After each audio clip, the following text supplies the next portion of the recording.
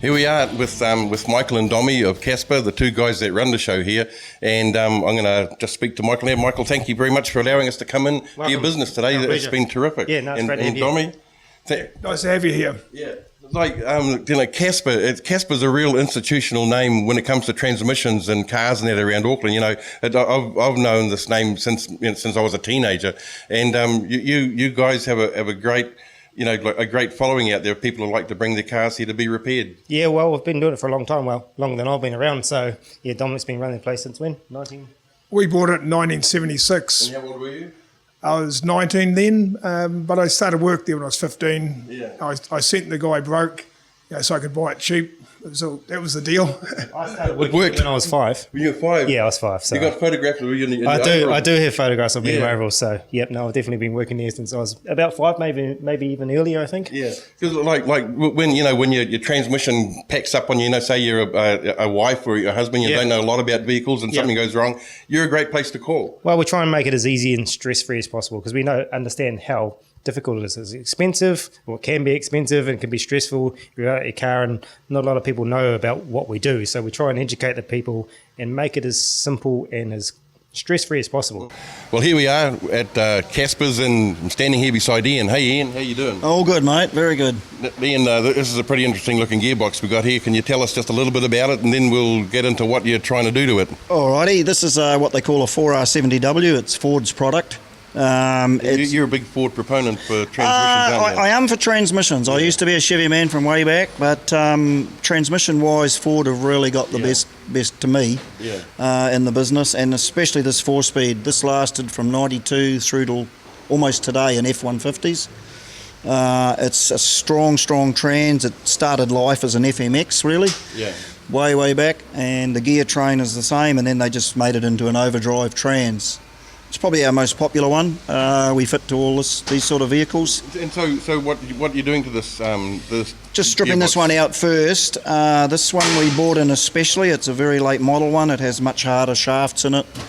This will withstand 1,000 horsepower, no trouble at all. That's pretty. Well, that's a lot of power in it. Yeah, well, I mean, it needs a bit of work to do that. But the gear train itself will certainly withstand that, and we upgrade all the clutch packs in it.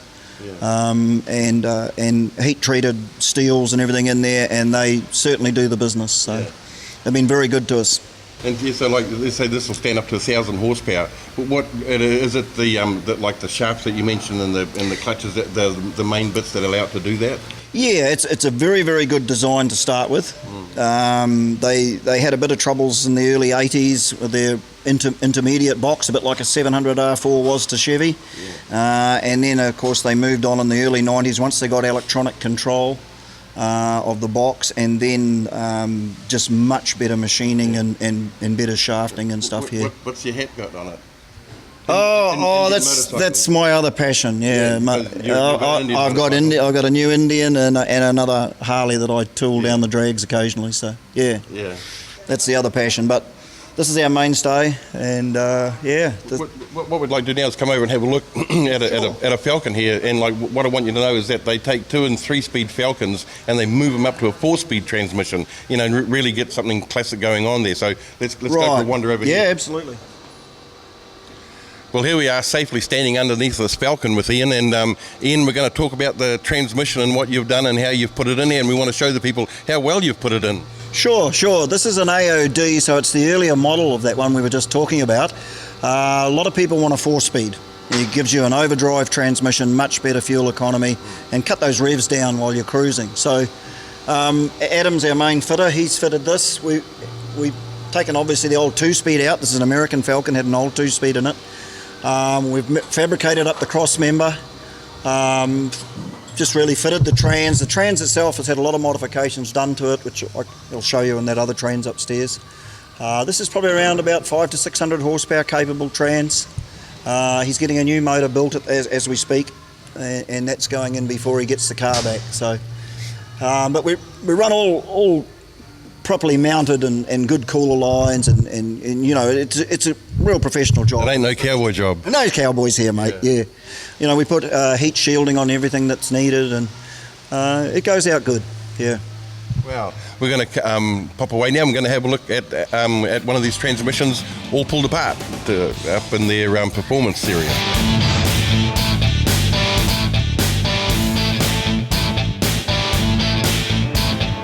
And now we're walking into the most secretive place in the building. Ian's hiding away in here. This is where Ian likes to hide away a lot of the days. Hey, Ian. Mate, you can get a good sleep going on. Well, here. look at this. Say what an amazing array of bits and pieces you got in here. Yeah, it's nice and quiet and nice and clean up here, so it's a really good place. You need a bit of quietness now and then. Some of the stuff gets pretty technical. Look, what do we got laid out here? What are the bits and pieces? This is another 4R70W we're doing for a guy who's got around about 600 horsepower. So we'll be fitting Alto Red material linings to that sort of a trans.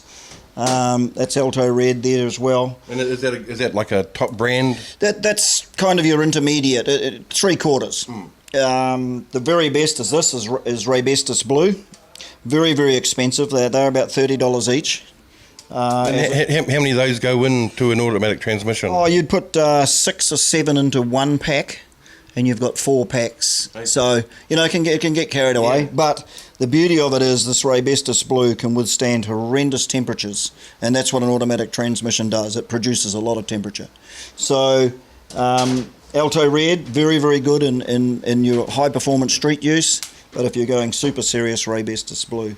If someone wanted to get silly and put that in just a regular street car, would it go in there, but it'd just be a waste? Yeah, just a waste really. You wouldn't notice much difference in shift feel because you can tailor shift feel anyhow you like with these transmissions. So now, what's this piece here? What do you call that? So this is the later drum. This is the reverse drum as such, but it also has the second brake.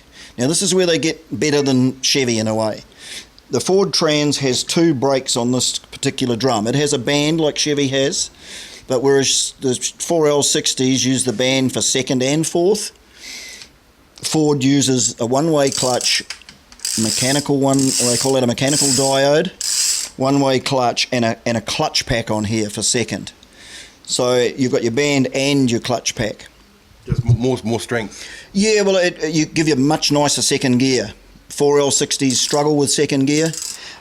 We buy very expensive hardened drive shafts for these transes, which that's where we can get real horsepower without twisting up shafts and things. So, that's an actual key piece of the whole transmission. Very key piece, yeah. That's your forward clutch grabs that, and your high clutch is grabbed there. So it is an absolute key piece. So like all the everything that's going from the engine to the back wheels is hinging on these for third and fourth gear. On those, just on these those splines. These small splines. Absolutely, that's incredible. Yeah. No, when you look at it, you kind of wonder how things happen, but the power that is, that you can get out of these is unbelievable. So. It's just good steels nowadays and hardening and everything else has come to that sort of thing. So, well, I know very little about the automatic transmissions, but to think that little piece there with those small splines is what's doing it all. Probably first and second gear would tear it to bits, but that only has to operate for third and fourth. Okay. So you're already doing 100 mile an hour by the time you hit that thing. Yeah. So while it still has a big job to do, it's not as hard as first and second. So, what's this thing behind you? I know it's. Yeah, I've got something. It ain't a deep fryer. I got something cooking for you.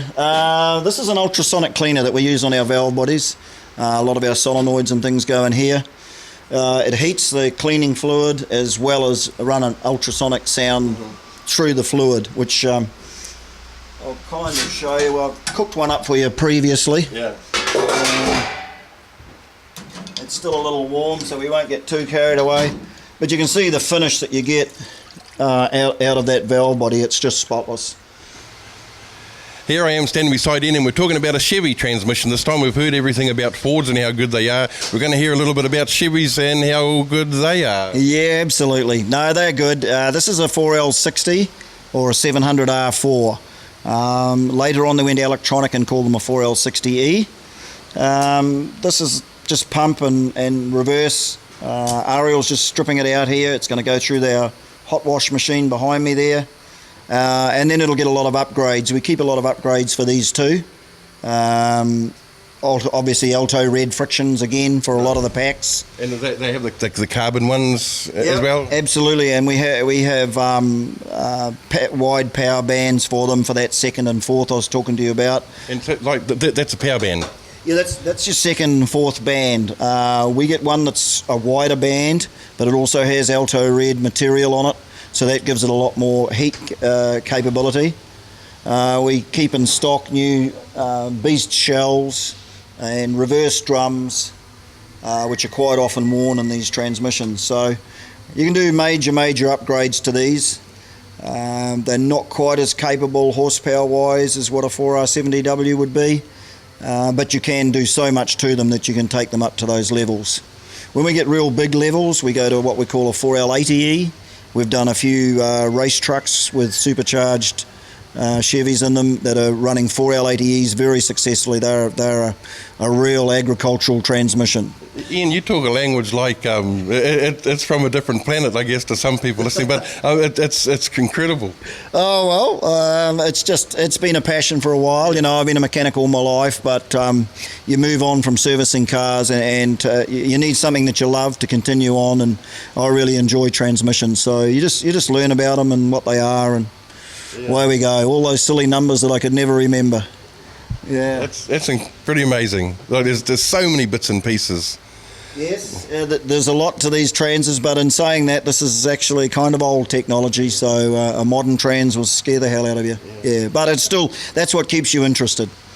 So, well, there you go. Now we've done a Chevrolet trans. Yeah, absolutely.